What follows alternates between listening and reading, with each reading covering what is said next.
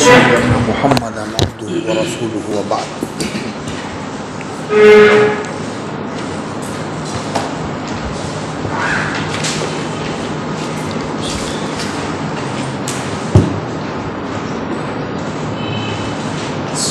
ہمارا موضوع یا مقرر قرآن مجید ہے. وعلیکم السلام.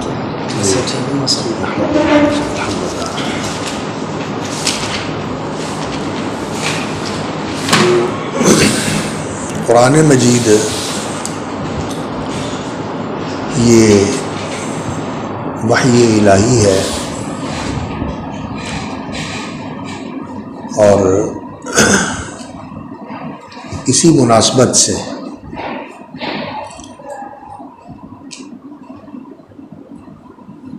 اللہ رب العزت نے جو انسان کو رہنمائی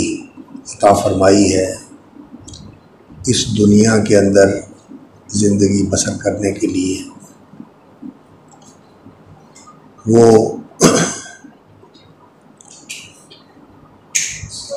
وعلیکم السلام، وہ ہدایت اور رہنمائی فطری اور عقلی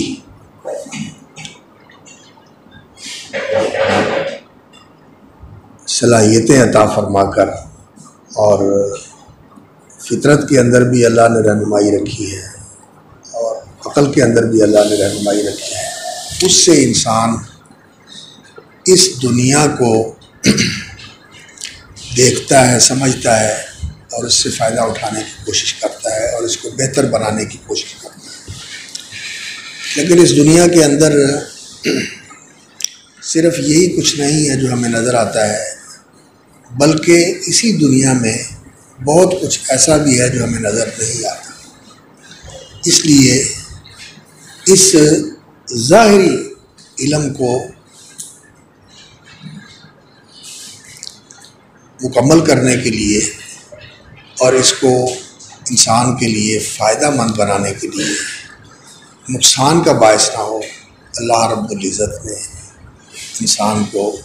وحی کا علم عطا فرمایا جو ان غیبی حقائق کے اوپر مشتمل ہے جہاں انسان اپنی تحقیق و تلاش اور اپنے فکر و نظر اور سوچ اور قیاس کے ساتھ نہیں پہنچ سکتا، نہیں جان سکتا. اللہ رب العزت نے رحمت فرماتے ہوئے، مہربانی فرماتے ہوئے کہ انسان اس زندگی کے اندر اپنے ناقص علم کی وجہ سے، اپنی ناقص تحقیق تلاش کی وجہ سے نقصان نہ اٹھائے. اللہ رب العزت نے اس کو وحی کا علم عطا فرمایا اور اس کے لیے انسانوں میں سے ہی اللہ رب العزت نے اپنے نبی اور رسول منتخب فرمائے جن کے ذریعے یہ علم انسانوں کو دیا. اور پھر اللہ رب العزت نے اس انسان کو صرف اس دنیا کے لیے پیدا نہیں کیا، بلکہ اللہ رب العزت نے ہر چیز کا جوڑا بنایا ہوا ہے، ہر چیز کا جوڑا بنایا ہوا ہے. وَمِن كُلِّ شَيْءٍ خَلَقْنَا الحمدللہ.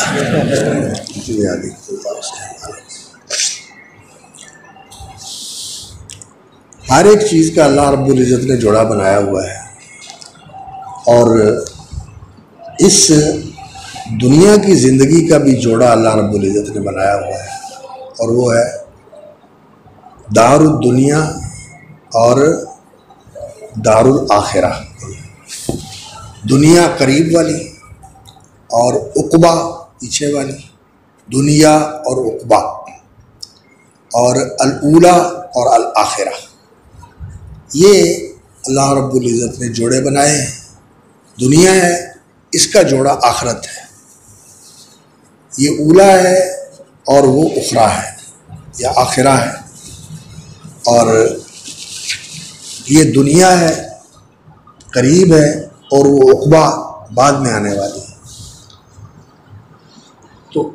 اللہ رب العزت نے اس انسان کے لیے یہ طے کر دیا کہ اس کی یہ زندگی عبوری زندگی ہے، محدود زندگی ہے، تھوڑی زندگی ہے، اور عقبہ والی زندگی اور آخرت والی زندگی اس کی اصل زندگی ہے، وہ اس کی اصل زندگی ہے۔ اس زندگی کے ساتھ اللہ رب العزت نے انسان کو ممتاز کیا ہے کہ وہ اس کی اصل زندگی ہوگی، اور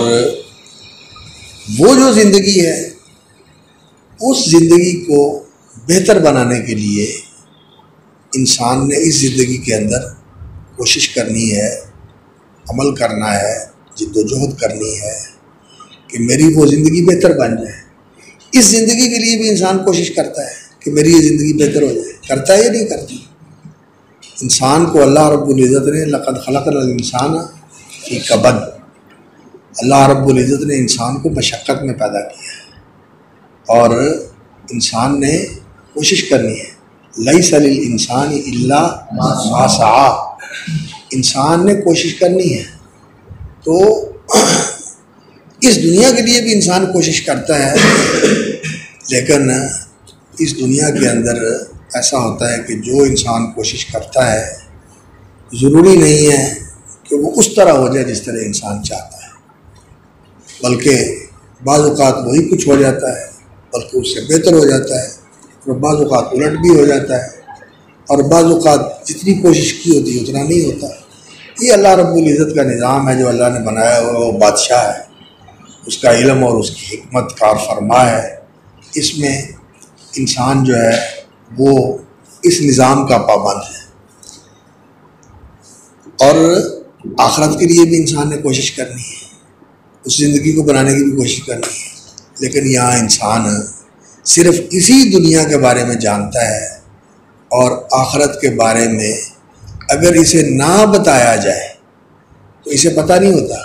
ماں کے پیٹ میں جب بچہ ہوتا ہے اسے کوئی پتہ ہوتا ہے کہ میں نے باہر جانا ہے؟ اسے کوئی پتہ نہیں۔ وہ ماں کے پیٹ کی جو چند انچوں کی دنیا ہے اسی کو اپنی دنیا سمجھتا ہے۔ وہ پہلے تو خیر اندازے اور قیاس تھے، لیکن اب جو انسان الٹرا ساؤنڈ کے ذریعے اور ان حساس کیمروں کے ذریعے اندر جھانک کے دیکھ لیتا ہے کہ بچہ کھیل بھی رہا ہے، بچہ رو بھی رہا ہے، بچہ ہنس بھی رہا ہے، یعنی یہ جو اس کی باہر آ کر سرگرمیاں ہوتی ہیں یہ ماں کے پیٹ میں بھی شروع ہو جاتی ہیں، ماں کے پیٹ میں بھی شروع ہو جاتی ہیں۔ جب روح پھونک دی جاتی ہے، جسم بن جاتا ہے تو حرکت بھی کرتا ہے، ٹانگیں چلاتا ہے، ہاتھ ہلاتا ہے، اور ہنستا بھی ہے، مسکراتا بھی ہے، اور سوچتا بھی ہے۔ سوچتا کیسے ہے؟ کہتے ہیں کہ جو ماں کے اوپر اثرات ہوتے ہیں وہ اثرات اس کے اوپر بھی ہوتے ہیں، خوشی کے، غمی کے، ان اثرات سے متاثر ہوتا ہے۔ لیکن اس کی دنیا کیا ہوتی ہے؟ ماں کا پیٹ، اس کے باہر اس کو کوئی پتہ نہیں۔ اور جب یہاں آتا ہے تو پھر اس کو یہی کچھ نظر آتا ہے، اور اس کے حساب سے، ماں کے پیٹ کے حساب سے اس کے مقابلے میں یہ دنیا کتنی وسیع ہے، کتنی پھیلی ہوئی دنیا ہے، اور کتنی وسیع و عریض دنیا ہے، انسان اس میں آ کے مگن ہو جاتا ہے۔ اب اللہ رب العزت نے انسان کی رہنمائی کے لیے اس کو چھوڑ نہیں دیا کہ یہ بھٹکے، بلکہ اللہ رب العزت نے وحی کے ذریعے سے اس کو اس دنیا کے غیبی حقائق کا بھی علم عطا فرمایا، اور جو اس کی اصل زندگی ہے اس کے بارے میں بھی اس کو آگاہ کیا، اس کو بتایا کہ تیری اصل زندگی جو ہے وہ یہی نہیں ہے، یہ تو بہت تھوڑی زندگی ہے، محدود سی ہے، اور اس کے اندر تو کیا کرنا ہے یہ کچھ تو تیری عقل تمہیں بتائے گی تو نے کیا کرنا ہے، لیکن اس عقل کی بھی رہنمائی جو ہے وہ علم کرے گا جو اللہ رب العزت کی طرف سے تمہیں عطا کیا جائے، اور اس کی رہنمائی میں تم نے اس عقل کو استعمال کرنا ہے، اور اس دنیا کے اندر ایسی زندگی گزارنی ہے کہ تیری اگلی زندگی سمر جائے، وہ تیری زندگی خوش کن زندگی بن جائے، راحت والی زندگی بن جائے۔ اس کے لیے اللہ رب العزت نے وحی کا علم عطا فرمایا، اور اس کو آخرت والی زندگی کو انسان تصور تو کرتا ہے،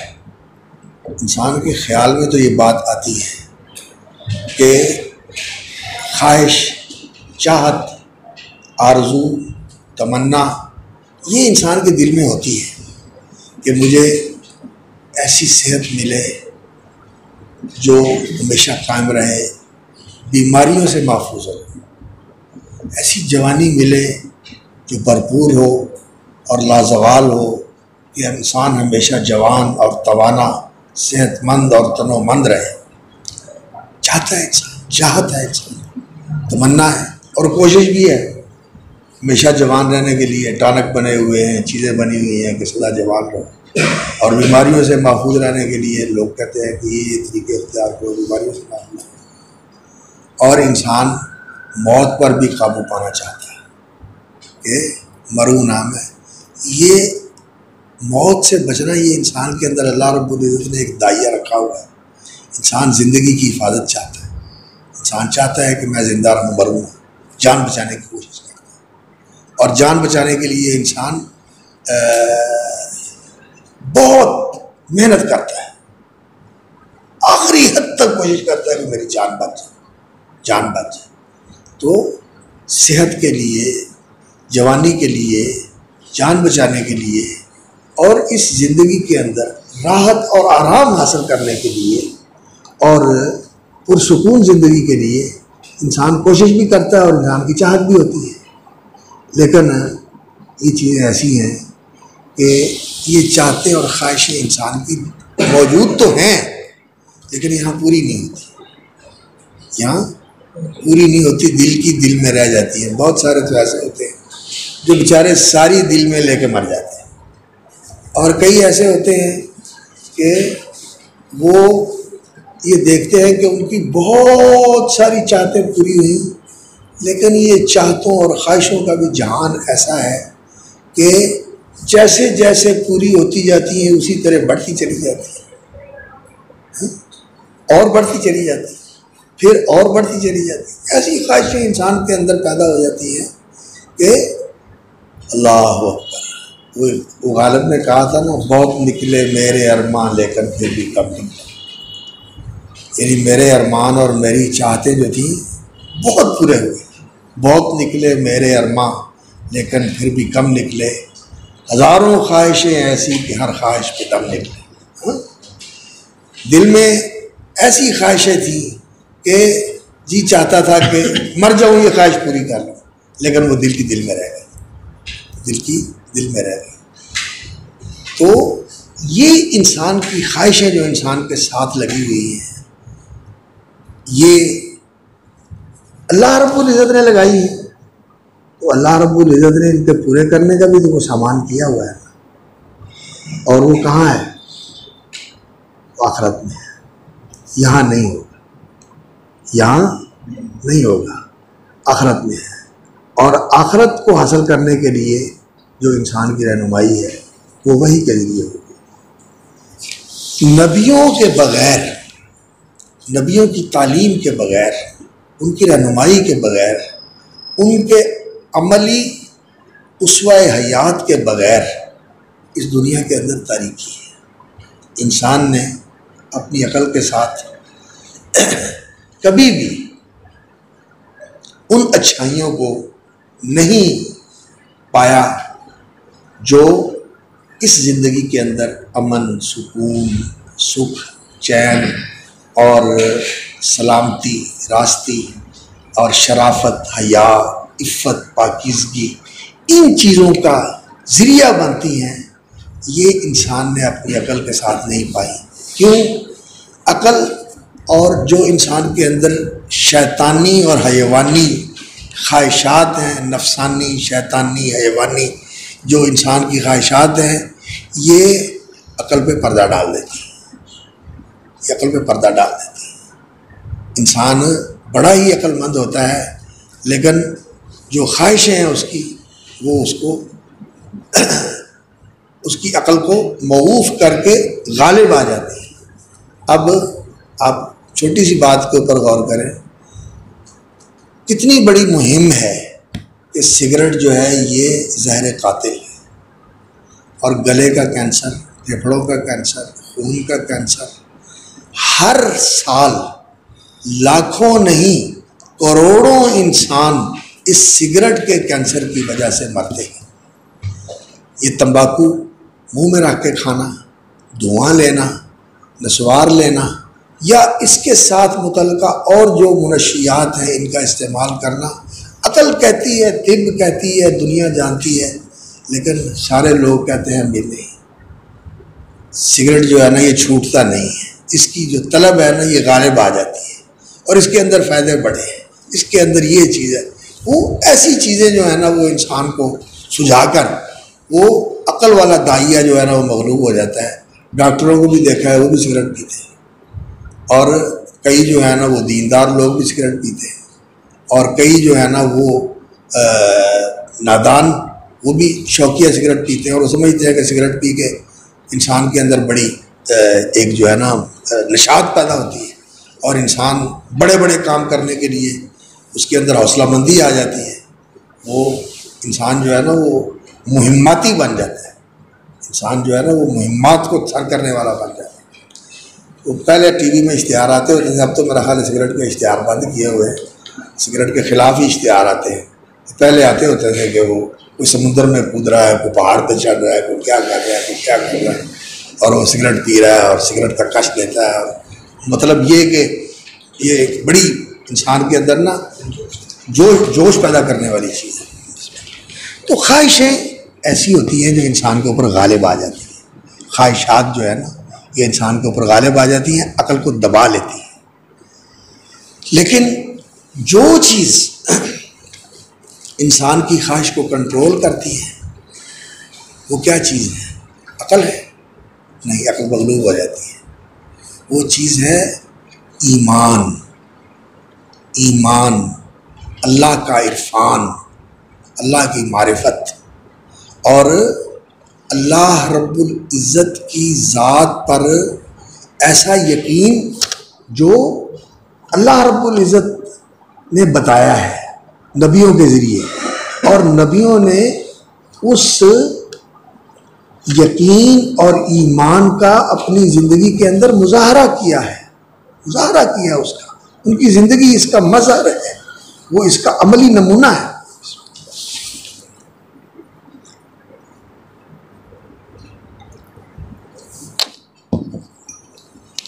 یہ نبیوں کے ذریعے ملتا ہے۔ دیکھ لیں یونان کے فلسفی اللہ رب العزت کے بارے میں بالکل بے خبر ہے، وہ الہیات کے بارے میں، اللہ رب العزت کے بارے میں انہوں نے اگر کچھ کہا ہے تو وہ سراسر جہالت ہے، سراسر جہالت ہے۔ اللہ رب العزت کی ذات کے بارے میں کوئی نظریہ ان فلسفیوں کا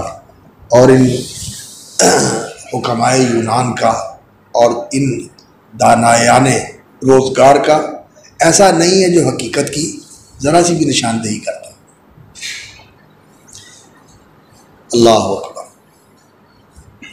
اور اسی طرح آج کے دور میں جو سائنٹسٹ ہیں یہ اسی کا تسلسل ہے، اس لیے کہ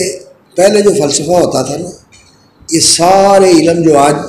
بہت زیادہ وسیع میدان ہو گیا ان کا، اور ان کی شاخیں بڑھ گئی ہیں اور ہر شاخ مستقل علم بن گیا ہے، یہ پہلے ساری فلسفے میں ہوتی تھی۔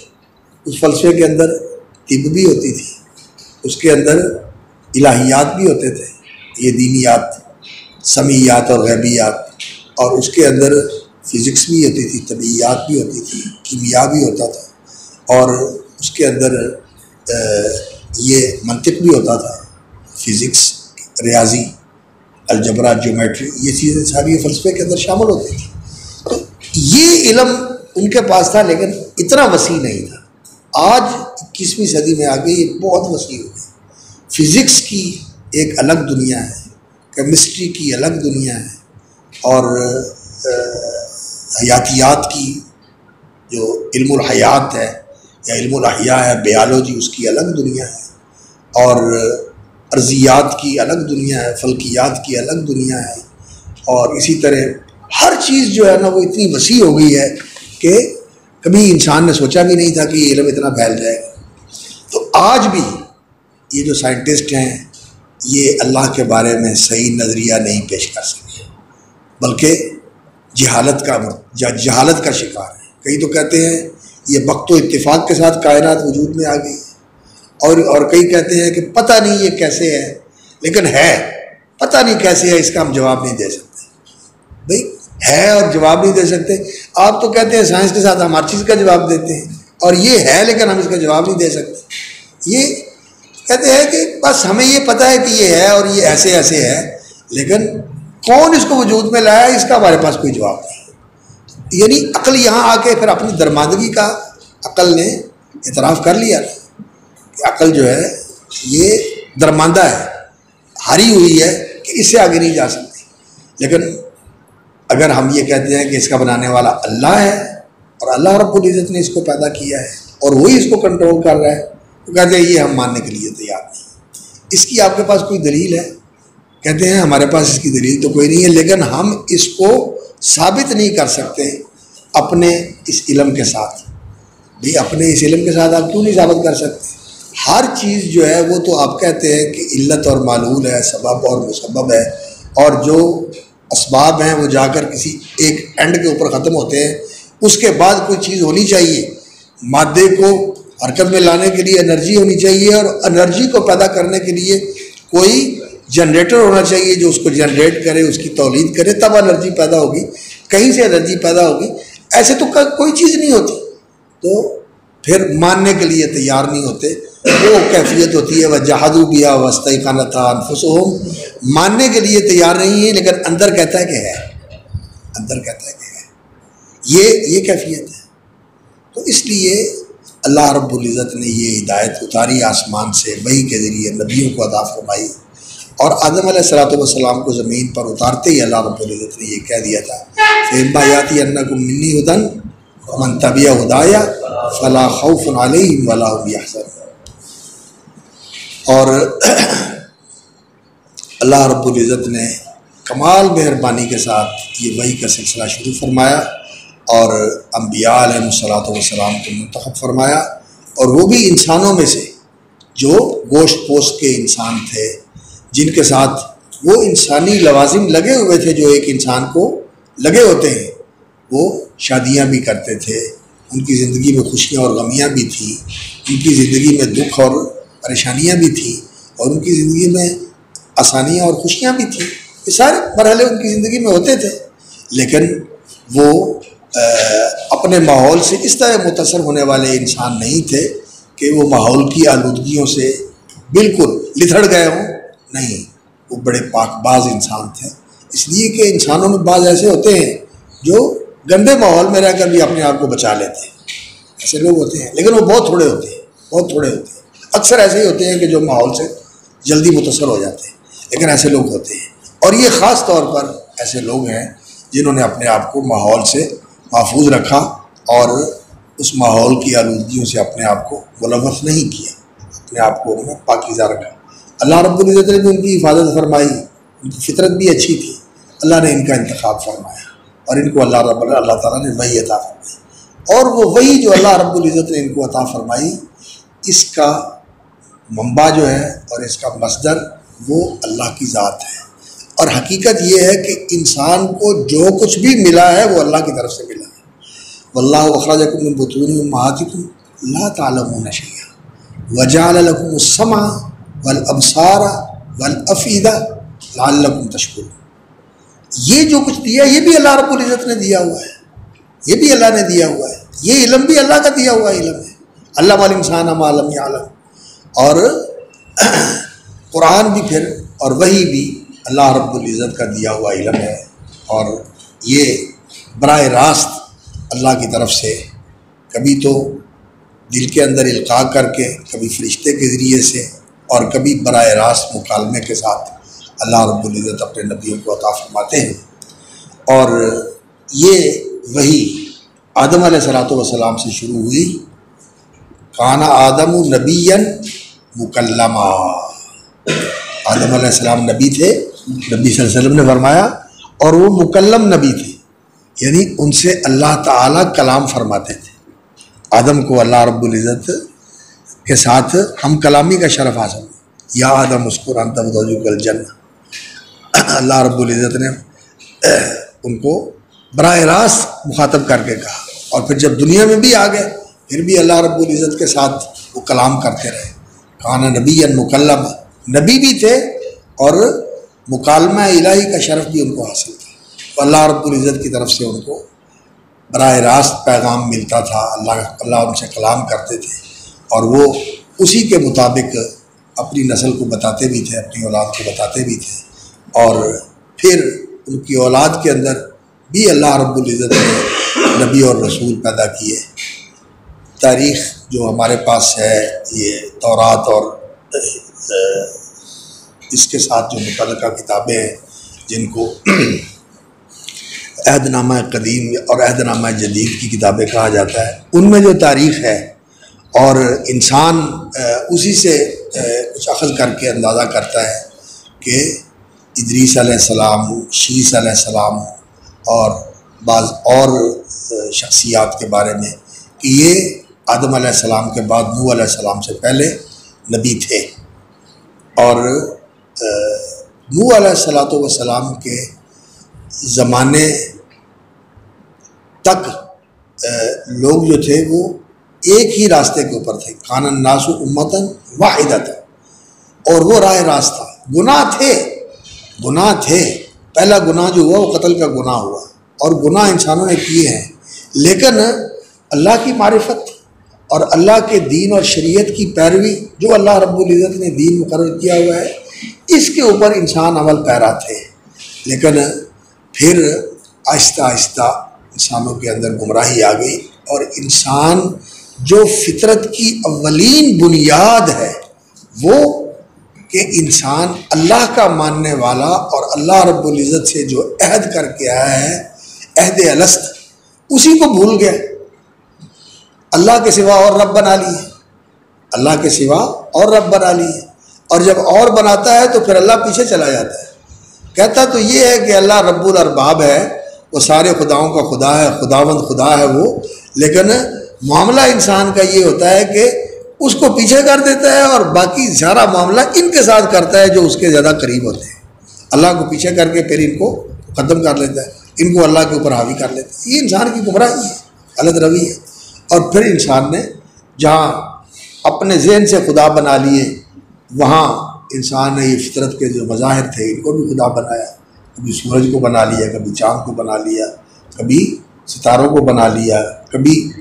ایسی قوتوں کو بنا لیا جن کو وہ سمجھتا تھا کہ یہ بڑی زوراور قوتیں ہیں۔ انسان نے مظاہر فطرت کی بھی پوجا کی اور شخصیات کی بھی پوجا کی۔ تو جب شرک انسانیت کے اندر پھیل گیا، کان الناس امۃ واحدۃ فبعث اللہ النبیین مبشرین ومنذرین، تو پھر اللہ رب العزت نے حضرت نوح علیہ السلام نے آ کر سب سے زیادہ جو ہے وہ توحید کی دعوت دی اور ان گناہوں کو چھوڑنے کی دعوت دی، اس لیے کہ شرک جو ہے یہ سارے گناہوں کی جڑ ہے۔ شرک سے گناہ نکلتے ہیں، اور گناہوں کا انسان تجزیہ کرے تو اخیر جو اس کا تعلق ہے وہ شرک کے ساتھ جا کے جڑتا ہے، اور توحید جو ہے یہ ساری نیکیوں کی اصل ہے، اور جتنی نیکیاں انسان اور جتنے اعمال صالحہ انسان کرتا ہے ان سب کا تعلق توحید کے ساتھ جا کے جڑتا ہے۔ تو شرک جو ہے یہ اصل گناہ ہے، اور توحید جو ہے یہ اصل نیکی ہے، اصل نیکی۔ نیکیوں کا اصل اصول توحید ہے، اور گناہوں کا اصل اصول جو ہے یہ شرک ہے۔ شرک اس کے اندر کبھی تو شرک جو ہے یہ ہوتا ہے کہ کوئی آدمی کسی دوسرے کو اللہ کا شریک بناتا ہے، اور کبھی یہ ہوتا ہے کہ انسان خود اللہ کے برابر بن جاتا ہے۔ تکبر، علو، سرکشی، یہ انسان خود جو ہے نا وہ خدا کے مقام پر آ کر کہتا ہے میں ہی سب کچھ ہوں. اور آج انسان کو ایسا ہی بنا دیا گیا ہے کہ اس کائنات کے اندر انسان ہی سب کچھ ہے، اور کسی خدا کی بات کرنا جو ہے نا یہ ایسے خیالی بات ہے. یہ کوئی مدلل اور کوئی معقول اور کوئی ایسی بات نہیں ہے جو سائنٹیفک ہو، جسے سائنٹیفک طریقے سے ثابت کیا جا سکے. خدا کوئی نہیں ہے، انسان ہی سب کچھ ہے. تو یہ پہلے بھی رہا ہے اور آج بھی یہ ایک بہت بڑا فتنہ بنا ہوا ہے، اور اس فتنے کے اندر بہت سارے لوگ مبتلا ہیں، اور اس کو یہ سمجھا جاتا ہے کہ یہ بڑا ترقی یافتہ نظریہ ہے. یہ ترقی یافتہ نظریہ نہیں ہے، بلکہ یہ بڑا ہی جہالت کے اوپر مبنی اور شروع سے ہی شیطانی نظریہ یہ ہے کہ انسان جو ہے وہ شیطان کی طرح اپنے آپ کو بڑا سمجھے اور اپنے رب کی بڑائی نہ مانے، اپنے رب کے سامنے اکڑ جائے اور اس کا انکار کر دے، اس کے حکم کا انکار کر دے، اس کے وجود کا انکار کر دے، اس کے وجود کا انکار کر دے. یہ تو شیطانی نظریہ ہے. یہ بہت وقت سے ہی چلا آ رہا ہے، اور شیطان جو ہے وہ اس کے حامی پیدا کرتا ہے، اپنے راستے کے اوپر لگاتا ہے، اور کئی لگ جاتے ہیں اس کے راستے کے اوپر. تو خیر بات یہ میں کر رہا ہوں کہ اللہ رب العزت نے ان نبیوں کے ذریعے جو ہدایت بھیجی، اور حضرت نوح علیہ الصلوۃ والسلام کے بعد سے پھر یہ سلسلہ جو ہے نا پورے روئے زمین کے اوپر وَإِن مِّنْ أُمَّةٍ إِلَّا خَلَا فِيهَا نَذِيرٌ وَلِكُلِّ قَوْمٍ هَادٍ. اس لیے کہ اللہ رب العزت نے یہ اپنے ذمے لیا ہوا ہے کہ میں نے انسانوں کو ہدایت دینی ہے، اور اللہ نے ہر مخلوق کو ہدایت دی ہے. اللہ نے ہر مخلوق کو ہدایت دی ہے. الذی آتا کل شیء خلقہ ثم ہدی. ہر مخلوق کی اللہ نے رہنمائی کی ہے. تو انسان کی رہنمائی نہیں کرنی، انسان کی رہنمائی نہیں کرنی. اور انسان کے لیے دو زندگیاں اس نے بنائی ہیں. اس زندگی کے لیے بھی انسان کی رہنمائی کی ہے، اور اگلی زندگی کے لیے بھی انسان کی رہنمائی کی ہے. اور یہ جو ہدایت ہے جو اللہ رب العزت نے وحی کے ذریعے عطا فرمائی ہے، یہ اللہ رب العزت نے انبیاء کو عطا فرمائی، رسولوں کو عطا فرمائی، اور وہ اس ہدایت کو مانتے رہے اور اس کے اوپر چلتے رہے اور اس پہ چل کے لوگوں کو دکھاتے رہے. لیکن اس کے قبول کرنے والے اور ماننے والے ہمیشہ تھوڑے رہے. انسانوں نے وَلَقَدْ جَاءَهُم مِّن رَّبِّهِمُ الْهُدَىٰ إِن يَتَّبِعُونَ إِلَّا الظَّنَّ وَمَا تَهْوَى الْأَنفُسُ وَلَقَدْ جَاءَهُم مِّن رَّبِّهِمُ الْهُدَىٰ. سورہ نجم ہے کہ إِن يَتَّبِعُونَ إِلَّا الظَّنَّ وَمَا تَهْوَى الْأَنفُسُ. لوگ کس کے پیچھے چلتے ہیں؟ گمان کے پیچھے. گمان کیا ہے؟ جو بھی انسان کی ریسرچ ہے، تحقیق اور تلاش ہے، تجربہ ہے اور مشاہدہ ہے، اس کی اخیر کیا ہے؟ ظن. آج سائنس جو ہے وہ اس حقیقت کو مانتی ہے کہ جو چیز بھی آپ کے سامنے آتی ہے آپ اس کو پرکھیں. سب سے پہلے یہ مفروضہ ہوتا ہے کہ یہ غلط ہو سکتا ہے، یہ غلط ہو سکتا ہے، اور اس کو صحیح ثابت کرنے کے لیے ریاضی اور لیبارٹری، ریاضی کے اصول جو ہمیں نہیں آتی، ریاضی اور الجبرے کے جو اصول ہیں ان کے ساتھ، یا لیبارٹری کے اندر تجربے کے ساتھ اس چیز کو پرکھیں. اگر لیبارٹری کے تجربے میں وہ چیز معتبر معلوم ہو اور ریاضی کے اصولوں کے اندر وہ چیز آ جائے، جو اصول ہے ریاضی کے ان کے اندر یہ چیز آ جائے، تو پھر تو یہ چیز قابل قبول ہے اور یہ فیکٹ ہے اور یہ حقیقت ہے. اور اگر نہیں تو یہ کوئی حقیقت نہیں رکھتی، یہ لاشیں ہے. تو وہ اس بات کے اوپر قائم ہے. لیکن کیا یہ آخری حقیقت ہے، بدل نہیں سکتی؟ نہیں، سائنس کہتی ہے کہ یہ بدل سکتی ہے. آج یہ حقیقت ہے ہمارے علم کی حد تک، ہم اس کو حقیقت سمجھتے ہیں. ہم نے اس کا تجربہ کیا، اس سے بہتر چیز نہیں ملی، اس کا ہم نے جائزہ لیا اور اپنے اصولوں کے مطابق پایا. لیکن کل آنے والا اس کو غلط ثابت کر دے، ہو سکتا ہے، اور ہوگا اور ہوتا ہے اور ہو رہا ہے، روز بروز ہو رہا ہے. دوائیوں کے اندر بھی ہو رہا ہے، میڈیکل سائنس میں بھی ہو رہا ہے، فزیکل سائنس میں بھی ہو رہا ہے، فزکس میں بھی ہو رہا ہے، کیمسٹری میں بھی ہو رہا ہے، ساری چیزوں کے بارے میں ہو رہا ہے۔ اور یہ بڑا ایک دلچسپ موضوع ہے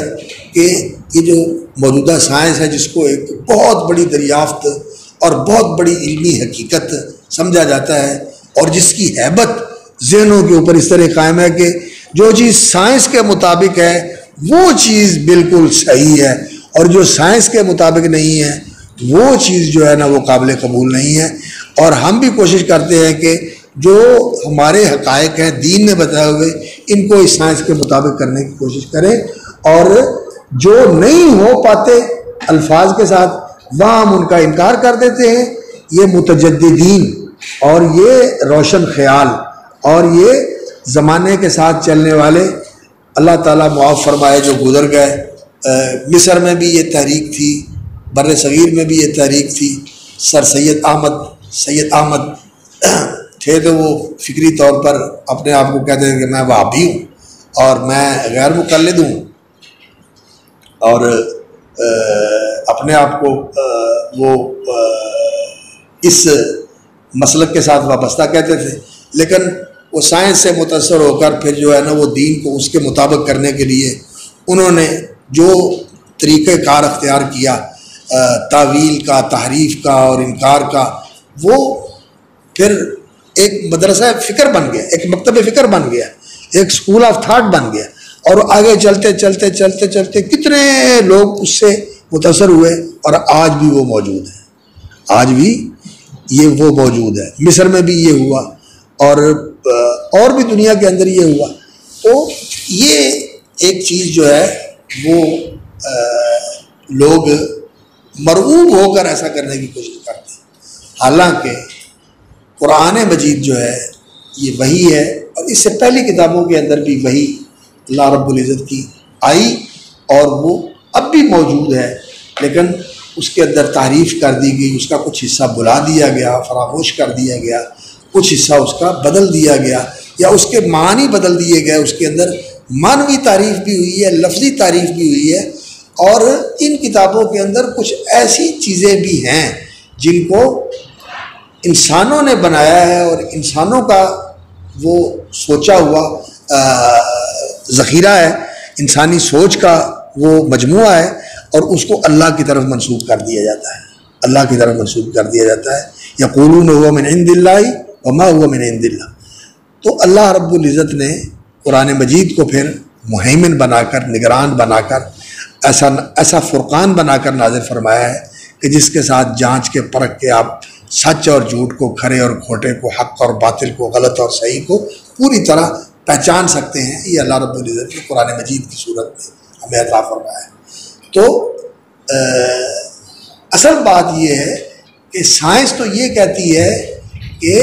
آپ کا جو فیلڈ ہے اس فیلڈ میں آپ بات کریں، اور جو آپ کا فیلڈ نہیں ہے اس فیلڈ کے بارے میں آپ کیا کہیں؟ لا ادری۔ اب جو فزکس کا ماہر ہے وہ آپریشن کرے گا؟ نہیں۔ اور جو آپریشن کرنے والا ہے، سرجن ہے، جو گھٹنوں کا اور جوڑوں کا آپریشن کرتا ہے، وہ ہارٹ کا آپریشن کرے گا؟ نہیں کرے گا۔ کان اور گلے کا آپریشن کرنے والا وہ آنکھ کا آپریشن نہیں کرتا، آنکھ کا آپریشن کرنے والا معدے کا آپریشن نہیں کرتا۔ ہر انسان کا اپنا فیلڈ ہے، اپنے اپنے فیلڈ میں انسان جانتا ہے، دوسرے کے بارے میں لا ادری۔ تو جو سائنس کا اور فلسفے کا فیلڈ نہیں ہے اس میں ہم اس کو گھسیڑ کے لائیں گے تو کیا ہوگا نتیجہ؟ یہی نتیجہ نکلے گا نا کہ آپ نے اس روشنی کے اندر اس اندھیرے کو شامل کرنے کی کوشش کی ہے جس کے بارے میں وہ لا علم ہے، بالکل بے خبر ہے۔ تو ایک دور تھا کہ علم کلام سے جو وابستہ لوگ تھے وہ فلسفے سے متاثر ہوئے، تو انہوں نے اس وقت جو فکر تھا معتزلی فکر، اس فکر نے یہ روش اختیار کی کہ نصوص کی تعویل کی جائے، تحریف کی جائے، اور یہ تعویل اور تحریف والا سلسلہ کہیں تھوڑا کہیں زیادہ یہ مسلسل چلا آیا ہے، اور ہمارے حلقے کے اندر بھی یہ موجود رہا ہے۔ اور جب وہ سائنس اور فلسفہ اور وہ علم جب ان کے پاس گیا مغربیوں کے پاس، تو پہلے تو انہوں نے اس کی بڑی مخالفت کی، بہت زیادہ اس کے خلاف انہوں نے رد عمل ظاہر کیا۔ سائنس اور علم کی بات کرنا جرم تھا اور لوگوں کو سزائیں دی گئیں، پھانسیوں پہ لٹکایا گیا، قتل کر دیا گیا، جلا دیا گیا۔ یہ معرکۂ مذہب و سائنس، یہ ایک کتاب ہے، ڈیپر اس مصنف کا نام ہے، تو اس نے لکھی ہے، اردو میں بھی اس کا ترجمہ ہوا ہے، معرکۂ مذہب و سائنس، پڑھنے والی کتاب ہے اور اس طرح کی کتابوں کا مطالعہ کرنا چاہیے۔ تو انہوں نے تو اس کی بڑی مخالفت کی۔ آخر کار پھر لوگ جو ہے ان عیسائیوں کی اور ان کے پادریوں کی اس ذہنی جو ہے نا تنگی کی وجہ سے اور دنیا کو تنگ کرنے کی وجہ سے، اور پھر جو ان کا ظلم تھا لوگوں کے اوپر، یہ بھی ایک بڑی المناک تاریخ ہے کہ یہ مذہبی لوگ مذہب کے لبادے میں کتنے گناؤنے کردار کے حامل تھے۔ اخلاقی اعتبار سے اور انسانی اعتبار سے یہ لوگ بہت ہی پستی کے اندر گرے ہوئے تھے۔ تو لوگوں نے دیکھنا شروع کیا، اور آخر انسان سوچتا ہے اور دیکھتا ہے تو پھر سوچنے پر مجبور ہوتا ہے۔ انہوں نے ویسے ہی مذہب سے جان چھڑا لی، اور انہوں نے پھر ان کو کہا کہ آپ لوگ ویسے ہی الگ ہو جائیں، آپ نے اپنے گرجوں کو اپنے آپ کو گرجوں کے اندر محدود کر لیں، ہم لوگ جو ہے آپ زندگی کا ساتھ نہیں دے سکتے، ہم نے زندگی کو آپ کے بغیر لے کے چلنا ہے۔ تو وہ پھر سائنس جو ہے وہ مذہب سے ویسے ہی آزاد ہو گئی، ان کے ہاں تو یہ ہوا۔ تو ہمارے یہاں پھر جن لوگوں نے اس سائنس کا مطالعہ کیا اور انہوں نے اس حقیقت کو نہیں سمجھا کہ سائنس سائنس کا علم، یہ علم ہے نا، اور جو قرآن مجید ہے یہ العلم ہے، یہ العلم ہے۔ علم اور العلم، اس میں فرق جو ہے نا آپ اس طرح ظاہر کر سکتے ہیں کہ وہ سائنس ہے یعنی نالج ہے، علم ہے، انسان نے دریافت کیا ہے، اور یہ العلم ہے، یہ سپر سائنس ہے، یہ وہ اعلیٰ ترین علم ہے جو اللہ رب العزت کی طرف سے دیا گیا ہے انسان کو۔ اور یہ علم جو ہے سائنس کا، یہ ترقی پذیر بھی ہے اور تغیر پذیر بھی ہے، بڑھتا بھی رہتا ہے اور بدلتا بھی رہتا ہے، لیکن یہ علم جو ہے یہ پہلے دن سے ہی کامل ہے، جب دیا گیا کامل تھا۔ البتہ اس کے جو احکام ہیں، جو شرائع ہیں، وہ مختلف زمانوں میں لوگوں کی مصلحت کے لیے، ضرورت کے لیے، کیونکہ اصل چیز تو اللہ کی عبادت اور اطاعت ہے نا، یعنی اس کی بندگی جو اس کی پوجا اور پرستش میں اور اس کی فرما برداری اور اطاعت کے اندر ظاہر ہوتی ہے۔ اصل مقصد تو یہ ہے انسان کا، یہ احکام جو ہے بدلتے رہے ہیں احکام۔ ایک زمانہ تھا کہ ایک باپ کی اولاد بہن بھائی آپس میں نکاح کر سکتے تھے، پھر ایک زمانہ تھا کہ ایک وقت میں دو بہنوں کو بھی اکٹھا کیا جا سکتا ہے، پھر ہماری شریعت میں یہ ابدی محرمات میں آ گیا کہ بہن کے ساتھ نکاح نہیں ہو سکتا، دو بہنوں کو ایک ساتھ نکاح میں جمع نہیں کیا جا سکتا۔ یہ اس طرح کے احکام بدلتے رہے ہیں، لیکن جو العلم ہے، جو ایسے حقائق ہیں کہ اللہ اس کائنات کا خالق، رب اور ملک، الملک الحق، سچا فرما روا ہے اور سارے جہان کا پروردگار ہے، اور وہی تعظیم اور محبت کا حقدار ہے۔ ساری تعظیم اس کے لیے ہونی چاہیے اور ساری محبتوں کا مرکز اس کی ذات ہے، اور انسان کی عاجزی، فروتنی، نیاز مندی اور تذلل اور خضوع کا اظہار اسی کے سامنے ہونا چاہیے کہ سب سے بڑی ہستی وہ ہے، سب سے بڑی ہستی وہ ہے، اور جو اس نے منتخب کیے ہیں اپنے اس کائنات کے اندر کارکنان قضاء و قدر، اس کے فرشتے، ان کو بھی ماننا چاہیے، جن کے نام لیے ہیں نام کے ساتھ، جن کے نام نہیں لیے ان کو نام کے بغیر۔ اللہ رب العزت کے بندے ہیں، عباد مکرمون، یفعلون ما یؤمرون لا یعصون اللہ ما امرهم یفعلون ما یؤمرون۔ اور اللہ رب العزت نے جو رسول بنائے ہیں، بھیجے ہیں، جو نبی اللہ نے مبعوث فرمائے ہیں، ان کو بھی ماننا، یہ دین ہے۔ اور سب سے بڑی چیز جو ہے ان کے اندر اللہ کی ہستی کا اقرار، اور اللہ کے یہ جو بندے ہیں فرشتے اور اللہ کے رسول اور نبی اور اللہ رب العزت کی جو ہدایت اتاری ہے اس نے، اور اس زندگی کے بعد آخر زندگی ہے ایک اور دوسری زندگی ہے آخرت۔ اصل دین اتنی چیزوں کا نام ہے، اور اصل ایمانیات ہیں وہ ہے اصل دین،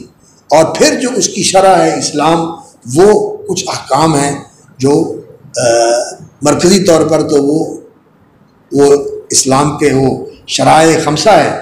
ایک اقرار ہے شہادتین کا، اور اس کے بعد نماز ہے، زکوٰۃ ہے، روزہ ہے، حج ہے، اور پھر اس کے مکملات ہیں، اور پھر اس کی تفصیلات ہیں، وہ ساری ہم جانتے ہیں۔ اور ایک جو ہے وہ اس دین کی روح ہے، اور وہ شعور اور احساس ہے، اور وہ ہر وقت کا وجدان اور ہر وقت کا ادراک ہے جو انسان کو حاصل رہنا چاہیے کہ اس کا اللہ کے ساتھ تعلق جڑا رہے، اللہ کے ساتھ اس کا تعلق جڑا رہے، وہ ہر چیز کو اس کی طرف سے آتا ہوا محسوس کرے، اور ہر وقت اس کا دھیان اس کے اندر ایسا ہو جیسا وہ اس کے سامنے ہے، جیسا کہ وہ اس کے سامنے ہے۔ اور اگر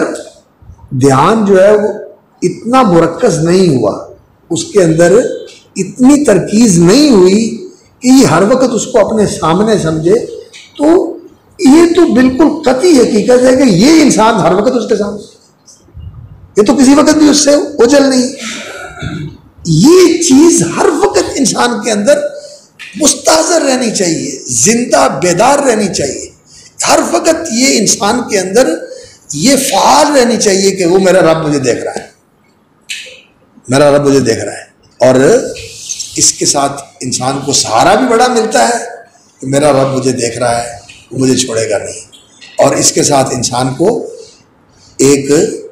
ایسی قوت بھی ملتی ہے جس سے انسان بہت سارے گناہوں سے بچ جاتا ہے، بہت سارے گناہوں سے بچ سکتا ہے، جس سے انسان جو ہے یہ سمجھتا ہے نا کہ میں اگر ایسی جگہ پہ چلا جاؤں